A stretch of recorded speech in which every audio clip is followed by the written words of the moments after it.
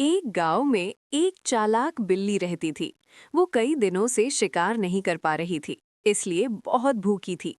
एक दिन उसने देखा कि एक मोटा ताजा कबूतर दरख्त पर बैठा फल खा रहा है। बिल्ली ने उसे पकड़ने का प्लान बनाया, लेकिन कबूतर बहुत होशियार था और फौरन उड़ जाता। बिल्ली ने सोचा, ताकत से नहीं, चालाकी से काम लेना होगा। अगले दिन बिल्ली जमीन पर लेट गई और ऐसे जाहिर करने लगी जैसे वो मर गई हो। कबूतर ने दूर से देखा और सोचा, लगता है बिल्ली मर गई है, अब तो खतरा खत्म। वो आहिस्ता आहिस्ता नीचे आया ताकि करीब जाकर देख सके। जैसे ही कबूतर बिल्ली के करीब पहुंचा, बिल्ली ने झट से उसे पकड़ लिया।